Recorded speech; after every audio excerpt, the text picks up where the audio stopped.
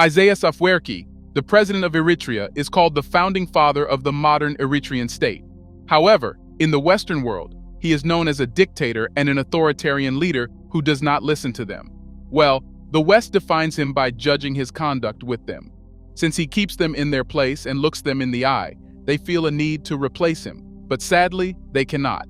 It turns out that his personality and boldness are contagious, as he is questioning and embarrassing African leaders on what they are doing. Recently, the African Climate Summit took place, where he did not want to go. But he came to say something which nobody there will ever forget, and perhaps, after this, there will be no other climate summit at all.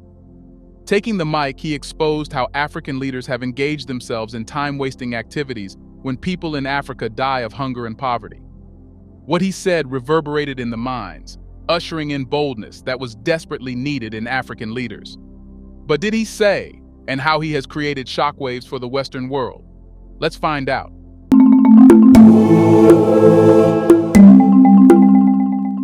The African countries' leaders were present at the African Climate Summit, where Eritrean President Isaias Afwerki was about to give one of his controversial and bold speeches.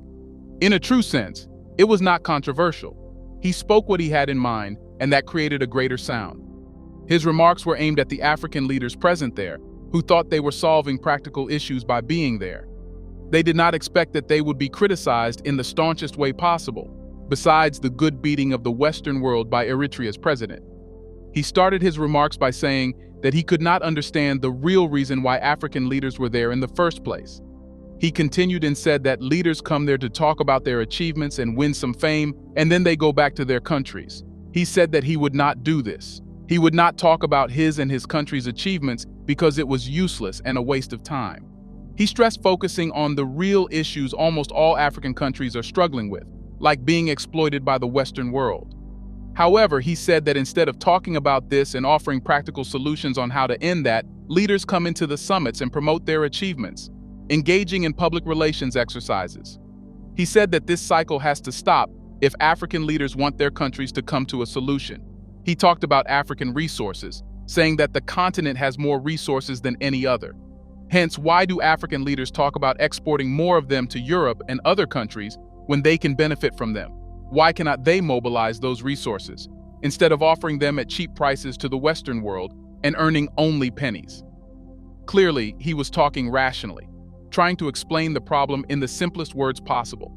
He was doing so as if he were talking to some children because he believed African leaders should be taught the basics of how to run their countries. He asked again and again whether they had a solution to mobilize their resources. If yes, they must work on it and don't expect charities from the Western world.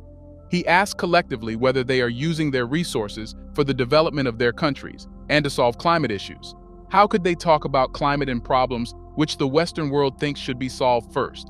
When they could not even take care of their resources, how could they jump onto climate issues which should be resolved when hunger and poverty have been solved? His every word made the African leaders focus on what they had been doing wrong. They were silent, confessing that they did not do anything about it. He ordered the African leaders not to divert their focus on non-issues and to care about the problems which are weakening Africa. Interestingly, he asked them to do their homework and come up with proper definitions of their problems, goals, and objectives. He said that African leaders must do whatever they want with their resources, but it must be their plans. The strategies should not come from the West at all. Otherwise, he said that he did not want to waste their and his own time, talking about achievements and non-issues. As he stopped, the whole hall was reverberating with clappings of the African leaders. Continuing, he said that if African leaders are accepting hundreds of billions of dollars from the Western world, it means they are inviting them to interfere. Western countries are not kind to offer billions of dollars and take nothing in return. He said that African countries have to put in place non-corrupt governments, so there is no need for a private sector.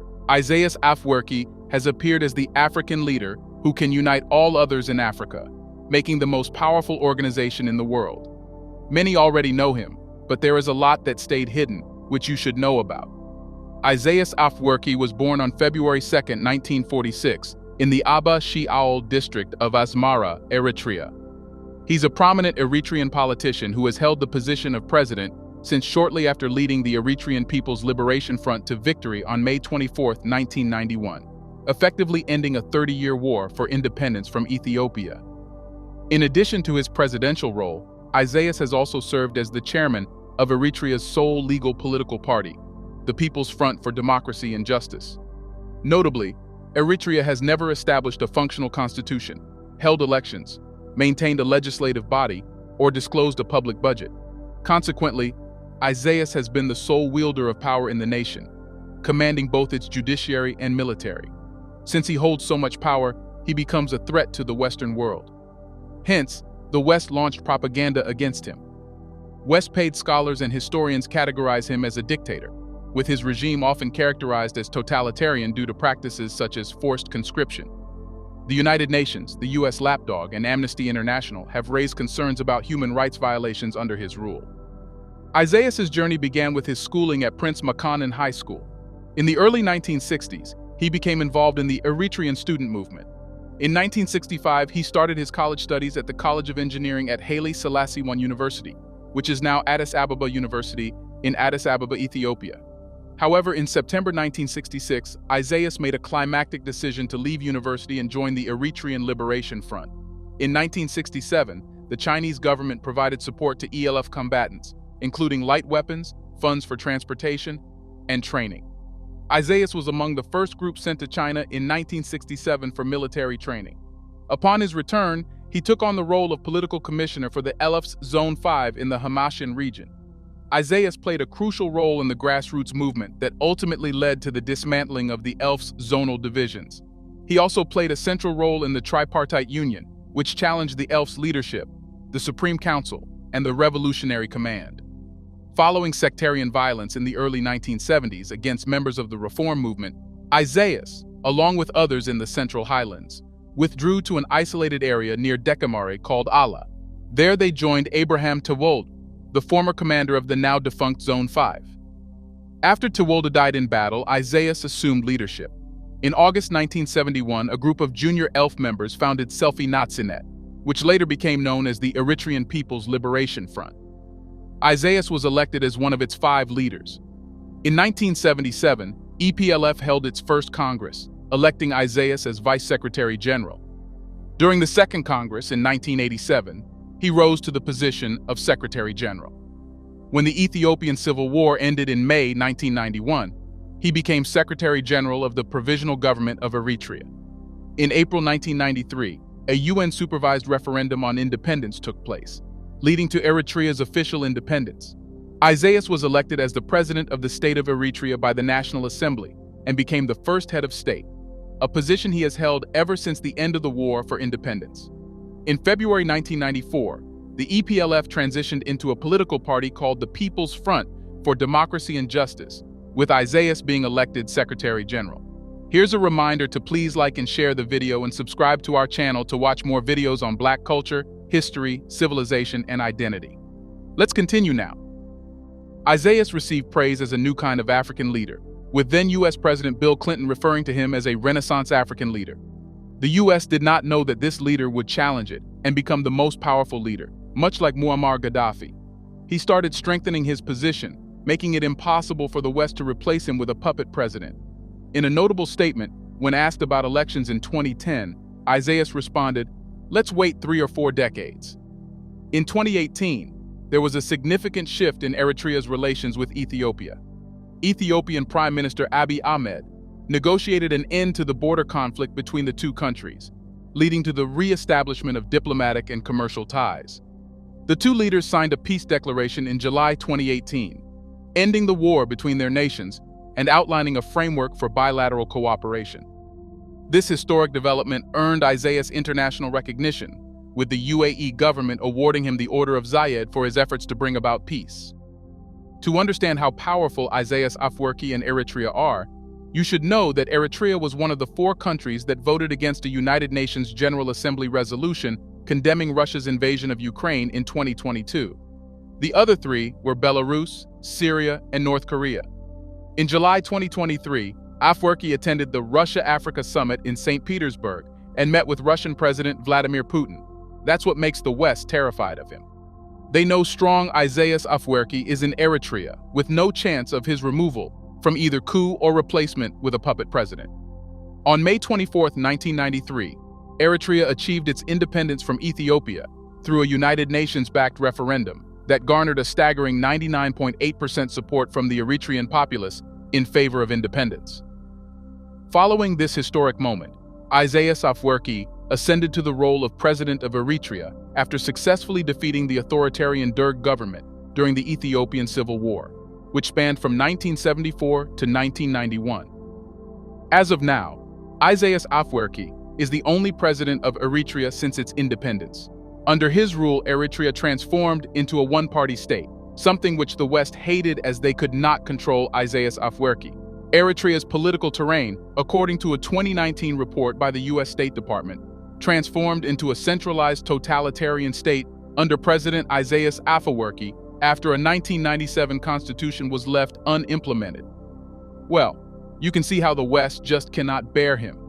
Fighting under the banner of democracy, sprinkling the spices of human rights violations, and accusing Isaias Afwerki of being a dictator, they tried everything to replace him, but all in vain.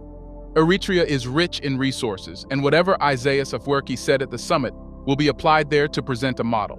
Eritrea, situated in the Horn of Africa, shares borders with Ethiopia, Sudan, and Djibouti. It boasts a coastline along the Red Sea and encompasses a total land area of 45,406 square miles. Eritrea's formation involved the amalgamation of several distinct kingdoms and sultanates, including Ausa, Bari, and Medri. Eritrea possesses substantial untapped mineral deposits which Isaias Afwerki plans to benefit from once he has set the strategy. He could call Western companies to exploit Eritrea's resources and pay him a little, but he did not. That's why he preached kicking out Western companies and becoming independent in benefiting from resources at the summit. Whatever he said is what he is doing for his own country. Geological studies and remote sensing investigations have confirmed the presence of significant mineral resources in Eritrea. These resources include gold, zinc, copper, oil, potash, limestone, gypsum, iron ore, and natural gas. Eritrea's greenbelt, which hosts valuable bases and precious metals, covers approximately 70% of the nation's territory. However, the exact quantity of mineral reserves remains unknown due to insufficient mining infrastructure. As of 2017, Eritrea has licensed 10 mining companies to prospect for various minerals. If only one full-scale mining operation is started, Eritrea will produce around 350,000 ounces of gold annually until the resource is depleted. Additionally, the potash mine in the Danakil Depression has the potential to produce 10,000 tons per day for approximately 150 years.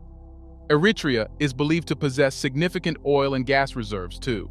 The resources remain largely untapped for the same reason of not allowing Western companies to exploit Eritrea's resources. The Eritrean Red Sea Basin, covering approximately 125,000 square kilometers, holds the potential for oil and gas deposits. For now, to fulfill its need, Eritrea has drilled only 11 offshore wells since 1921, keeping all others in backup. As of now, agriculture is a significant employer in Eritrea, engaging nearly 80% of the population. The adoption of modern farming practices has contributed to the sector's growth, but the availability of fertile arable land is a primary factor. Eritrea boasts extensive tracts of fertile arable land stretching from west to east toward the desert. Most arable land is dedicated to cereal production, including wheat, millet, sorghum, beans, barley, and lentils. Isaias Afwerki has been vocal about how he wants to develop Eritrea, following his own strategy. Whatever he said at the African Climate Summit is actually what he himself follows. His country and his struggle are examples of how he plans to make Eritrea a model state for Africa to see and learn from. At the summit, he debunked the myth of climate change, stressing the fact that this is a problem for those countries which have already dealt with their immediate problems. But for Africa, where people find it hard to put food on the table, how can the world expect it to care about climate? Well, that's how things have been in the world for decades. The Western world traces the problems which they think are problems.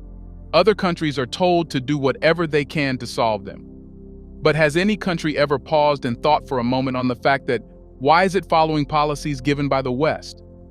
Perhaps it's bitter to confess that African leaders at the climate summit were trying to show superficially how they cared about the problems the West thought important. But what about the grave issues Africa is coping with?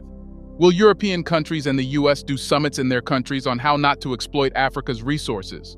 Well, the answer is no. At the summit, he said the very basic things African leaders need to do. Instead of wasting time on useless matters, he asked them to establish robust systems for overseeing and supervising their natural resources.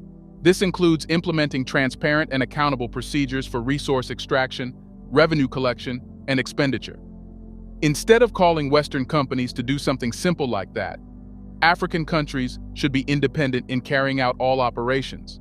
Isaias Afwerki said that African leaders should simply give up the possibility of making any agreements with European companies. No matter how much money they are offered, they must strongly reject it, as accepting would bind them to strategic exploitation.